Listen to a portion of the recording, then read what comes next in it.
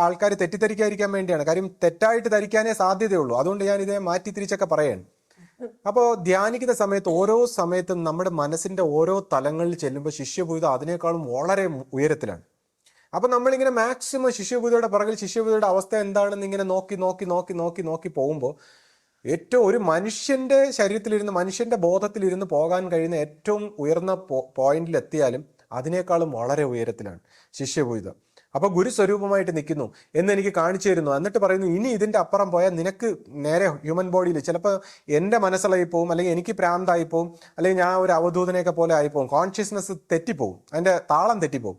അപ്പൊ ആ സാഹചര്യത്തിൽ നമ്മൾ തിരിച്ചു വന്നു. അങ്ങനെ പിന്നെ ശ്രീകൃഷ്ണ സ്വഭാവത്തിലായാലും ആ കോൺഷ്യസ്നെസ്സിന്റെ അശരീരി സ്വഭാവത്തിൽ ശിഷ്യഭൂതയെക്കുറിച്ച് അല്ലെങ്കിൽ ശിഷ്യഭൂതയുടെ വലിപ്പത്തെക്കുറിച്ച് അല്ലെങ്കിൽ അത് എങ്ങനെ സംസാരിക്കണമെന്നൊക്കെ എനിക്കിങ്ങനെ അറിയിപ്പുകൾ കിട്ടുന്നു. കൂടാതെ ഇപ്പോൾ നമ്മുടെ ഗുരുവിൻ്റെ സ്വഭാവത്തിൽ ഗുരു എനിക്കിത് വന്ന് പറഞ്ഞു തരുന്നു, ഈ ശിഷ്യഭൂതയെക്കുറിച്ച് അല്ലെങ്കിൽ ആശ്രമത്തിൻ്റെ ചില ഭാവങ്ങളെക്കുറിച്ചൊക്കെ പറഞ്ഞു തരുന്നു. അപ്പം ഇങ്ങനെയുള്ള അനുഭവങ്ങളിലൂടെ തന്നെയാണ് ഞാൻ വിശ്വസിക്കുന്നത്. കൂടാതെ ഇതെങ്ങനെ ഈ ഗുരുവിൻ്റെ എനർജി ശിഷ്യഭൂതയിൽ സംയോജിച്ചിരിക്കുന്നു. അപ്പൊ അതിനെക്കുറിച്ച് സംസാരിക്കുമ്പോൾ ഈ പറഞ്ഞ വ്യക്തി ഏതോ ഒരു സന്യാസി, അതായത് ഉദരനിമിത്തം ബഹുകൃത വേഷം എന്നൊക്കെ പറയുന്ന അനുഭവവശമൊന്നും തെളിഞ്ഞിട്ടില്ലാത്ത ഏതോ ഒരു സന്യാസി എന്തൊക്കെയോ ജൽപ്പനങ്ങൾ പോലെ പ്രേത സ്വഭാവത്തിൽ ഇരിക്കുന്നതെന്നൊക്കെ പറഞ്ഞ ഒരു വിവരമില്ലാത്ത സന്യാസി പറഞ്ഞ കാര്യങ്ങളെടുത്ത് കോട്ട് ചെയ്തിട്ട് പ്രേത സ്വഭാവത്തിലാണോ ഗുരു ശിഷ്യഭൂതയിൽ വർത്തിക്കുന്നതെന്നൊക്കെ പറഞ്ഞ് ചോദിക്കുന്നു. അപ്പൊ എങ്ങനെയാണ്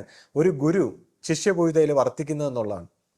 അപ്പൊ ഇതിനെക്കുറിച്ച് മനസ്സിലാക്കണമെങ്കിൽ ഈ മനുഷ്യന്റെ ശരീരം നമ്മൾ ഫിസിക്കൽ ബോഡിയായിട്ട് കാണുന്നെങ്കിലും അതിനകത്ത് സൂക്ഷ്മ ശരീരം മുതൽ ഊർജ്ജ ശരീരങ്ങൾ, ഒരു 11ഓളം ഊർജ്ജ ശരീരങ്ങൾ ചേർന്നതാണ് ഒരു ഹ്യൂമൻ ബോഡി. അപ്പം 11ഓളം ഇന്റലിജൻസും ഉണ്ട്.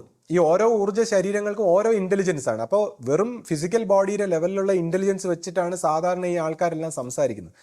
അപ്പോൾ ഈ സൂക്ഷ്മ ശരീരം, പ്രാണശരീരം, ഇങ്ങനെ ഉള്ള ശരീരങ്ങളിൽ ഗുരുക്കന്മാരുടെ ഏറ്റവും ഉയർന്ന ശരീരം ആത്മസ്വരൂപമായ പ്രകാശ സ്വഭാവത്തിലാണ്.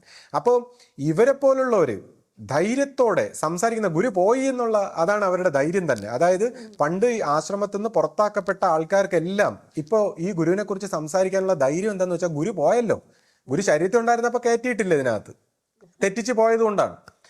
എന്ന് വെച്ചാൽ പല വിധത്തിലുള്ള മിസ്റ്റേക്കുകളൊക്കെ കാണിച്ചവരെയാണ്. അപ്പോൾ ഗുരു പോയി, അതാണ് അവരുടെ ആശ്വാസം. അപ്പോൾ അല്ലെങ്കിൽ ഈ പൈശാചിക ശക്തി വിശേഷങ്ങളുടെ ആശ്വാസം ഗുരു പോയതാണ്.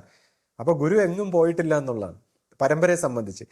അവിടെയാണ് ആ ഒരു ഗുരുമാർഗത്തിലെ സീക്രട്ട്. അപ്പൊ ഗുരുവിന്റെ ഏറ്റവും ഉയർന്ന പ്രകാശ സ്വരൂപം, അതായത്